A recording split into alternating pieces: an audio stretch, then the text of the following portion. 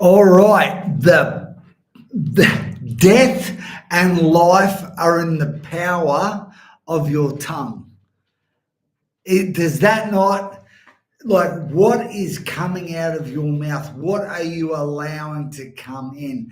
So I'm going to talk about the three main voices that everybody will actually have to face, the three main voices. Then I'm going to give you 6 things, okay, in this video, 6 things to make sure that the voice you're listening to is the right one. So, because King Solomon said, death and life are in the power of your tongue.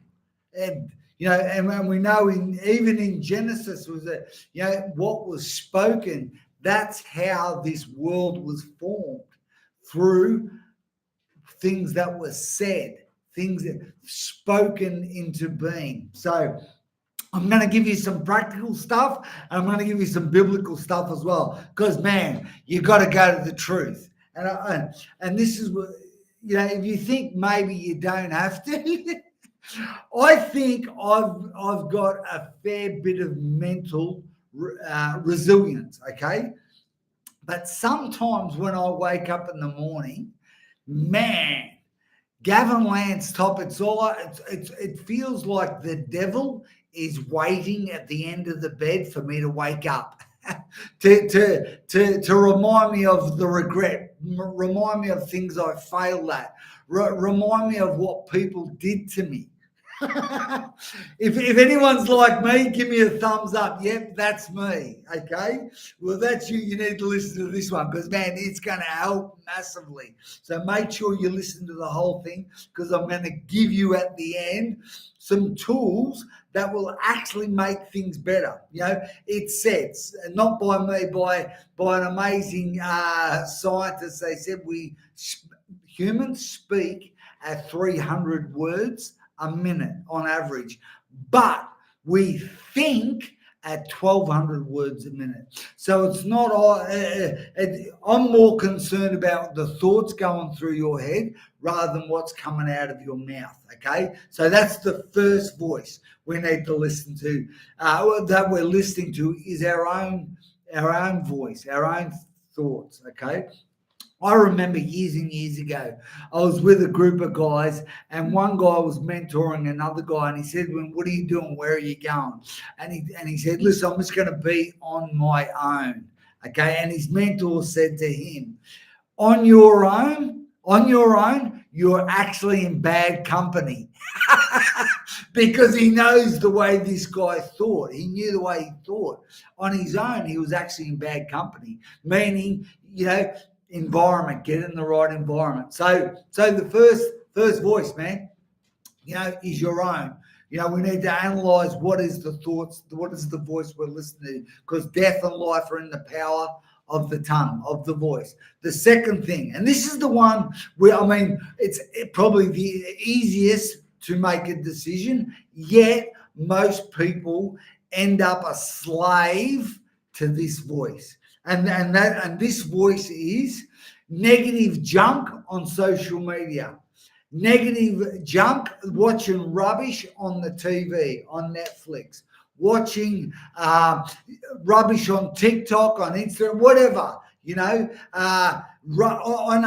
remember talking to one guy, and he's telling me all these. He was a real big podcaster. I said, "Great, what do you listen to, mate? Does he listen to my podcast?" I'm thinking, all positive stuff. He started telling me about all these podcasts that he would listen to for hours and hours and hours about criminal activity, about people in jail, I'm like, oh my goodness. Remember, death and life are in the power of a tongue. If you want to spend 20 years in jail, you should start listening to How to Survive in Jail. Podcast on that. Like, that is your future. Okay, gentlemen. So, and ladies, maybe some ladies listen to that. So, even people, I've even had people say to me, "Oh, certain platforms on social media are absolute rubbish." Well, do you know what? It comes down to the algorithm, because we're not in the time of social media. We're actually in the time of interest media. So the algorithm will know what you're interested in and just keep feeding you that. So whatever you watch, the algorithm's going to give you more. In my Facebook feed, in my Instagram feed, in my YouTube channel, it's only positive stuff. I only listen to world changes. I only listen to things that will help me in my faith as a man, help me raising children better. Like, they're the things in my feed that the algorithm knows what to give me. So that might be for somebody listening.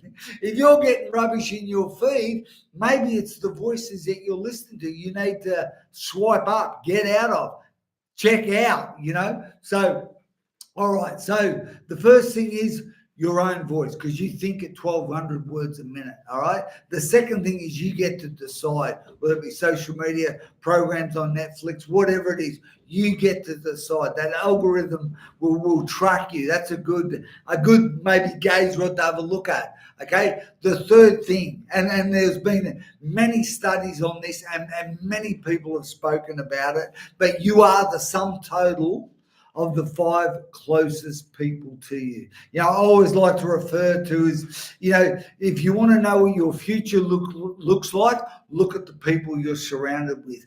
That's your future, okay? They're going to make up the most of the conversations. So between rubbish you're watching, negative people around you, you can just predict your future. So I'm hoping this is okay. This is the conversations I think we need to have. So, hey, if you feel like you're getting something out of this, give me a thumbs up, give me a yep, Gav. Keep going, we need you. I need to listen to this voice. So I want to give you some practical stuff now. What I actually do to correct my thinking. Those 1,200 words a minute, I need to correct myself first thing in the morning. Okay, that's what, and I've been through different stages in my journey, and what I've found is different things will work for a period of time, for a season, then I'll change. There was a time where I'd get up and I'd get my yoga mat, I'd stretch, I get on the roller while I'm listening to a mentor or listening to some other positive things while I'm stretching, then I would go and train. That worked for a period of time. What's worked in the last couple of years is I get out of bed, I have a warm glass of water with lemon juice, and I'll start to read something positive. Generally, what I like to do, this is how I like to, I'm giving you, this is the inside stuff, the inside scoop. I read this book, and for those people who know this book, you will know it. It's page 86, and it says, on awakening, okay, I wake up. And it says we must be quickly we consider our plans for the next 24 hours. It says, I like to remind myself of that. It says we especially ask to be divorced from self-pity, dishonesty, and self-seeking motives. Okay, so I got to get rid of that thinking out of my head. Yeah. I have dishonesty thoughts. I have self-pity. Poor me. If that's you, maybe don't give me a thumbs up. All right. I know it's you, but it says when we're divorced from that, our thinking is placed on a much higher plane. So our thought life is better. Okay. And I love when it says, when it says, hang on, I'll read it properly. Here we go. In facing indecision throughout the day, it says, we relax and take it easy, and we're often we take it easy. We don't struggle, and we're oftenly surprised how the right answer comes. I'm reminding myself of this. Where else? I mean, there's about 3 pages that I read. It says. When agitated or doubtful, it says, we pause when agitated or doubtful. We constantly remind ourselves, it says, that we are no longer running the show, okay? Humbly saying to ourselves, thy will be done, not mine. I'm a faith man. I know God's plan is much, much better for me, And so I normally read about 3 pages of that. I've just plucked a couple of things. But that starts to correct my thinking. I start to eliminate all that self-doubt, self-pity, negative rubbish, regrets of the past, maybe some resentments that people, some things that maybe, some the negative junk I must get rid of.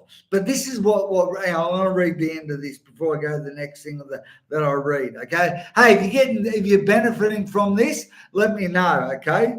It says, okay, read that. Then where was it say? Oh, I love this bit. Okay. It says, then once we get rid of that negative thinking, this is my world, we are in much less danger of excitement, of fear, of anger, of worry, of self-pity and foolish decisions. This is what it does.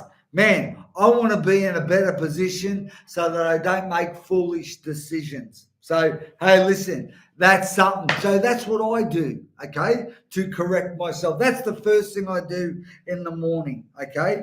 But then I also, what I like to do, what I've been doing for the last, when I say a little while, maybe coming up 2 years, I read a chapter of the Bible each day to correct my thinking, okay? So it's almost like that first bit, I get rid of the junk. Then I want to put in my mind the facts, the truth, the future. And this is something that I've come across even lately again, I've been reminded of. It's in 2 Peter, first chapter, it talks about 3. This is the Passion version. I'm a passionate man. I love the Passion version. It says, everything we could ever need for our life and godliness has already been deposited in us by the divine power.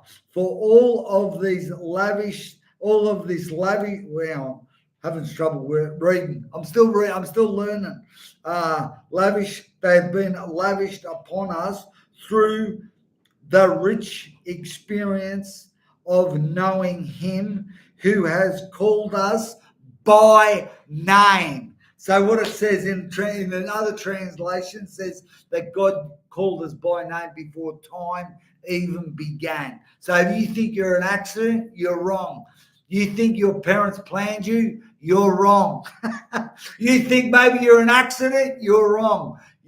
So I get up with that confidence. Hey, no matter what's in front of me, God has prepared me. He called me. He chose me. And I know that. I didn't choose God. He chose me. I didn't choose this life. He chose me for this life. You got these dreams, those desires that are in your heart. I tell you right now, they have been placed there, not by you, but by the one who sent you. So then when I get this kind of thinking in my mind, when I start the day like this, man, I'm like, come on. I'm ready to grab the day by the throat. Opposed to some people will get up, have a coffee, a cigarette, and a worry. Scan their brain, something to worry about. That ain't the best way to start. So that's a couple of things I'm hoping that maybe help you start tomorrow or the next day. So I correct my thinking. I go through those things. Then I pray. I'm a prayer. God, help me. This wretched man needs help. I'm humble before God, believe me. Right? But then what I do, I also, as I'm going through the day, I'm always studying. I failed everything at school, and for a few years after that. But I'm one to learn something and then implement it. I'm one for the longest time, I'm not going to go without a mentor, a series of mentors. I have men that help me in business. I have men that are pastors that help me in my spiritual work. I have good, solid mates around me that I speak to on a regular basis, no matter where they are in the world. And even like my mentor who's in my business mentor who's in Florida, I'm going to see him again at the end of the month. Okay, the first time I went there took me 36 hours. But what I got out of it, goodness me. And we'll talk about those 5 closest people. I get in his room, okay? with 50 people that are operating at another level. Just another level, man. So I'll do whatever it takes to get in the right room. I'll go wherever it takes. Whatever it takes. I'm all in. Because remember, you can tell you can tell a person's future by the people they have around them. And so I'm getting in those kind of rooms. So hey, listen. King Solomon said, okay, the wisest man, okay, death and life are in the power of a tongue. So what voices are you listening to? What voices are you speaking? What are you using your tongue for? Because some people, it's all sarcastic. It's the glass is half empty. It's all luck. It's all the economy. It's all blah, blah, blah, all negative. Well, I'm telling you, you get to create what you want. I'm telling you, that's been my experience. If you want negative, you can create that. I'm sure you don't need no help. If you want some positive stuff, man, get in the right room. That's what I would say. So, hey, I'm hoping you enjoyed this. Leave me a comment if you want to hear some more, maybe around that subject, or maybe some other subjects you'd like me to talk. Hey, obviously, I'm on mission. This is the mission, man. There's nothing else that I'm called to at this stage anyway. So, hey, listen, if you want to hear some more of that, don't hesitate, sing out, and would love to, maybe one day meet you in person. But until then, over and out.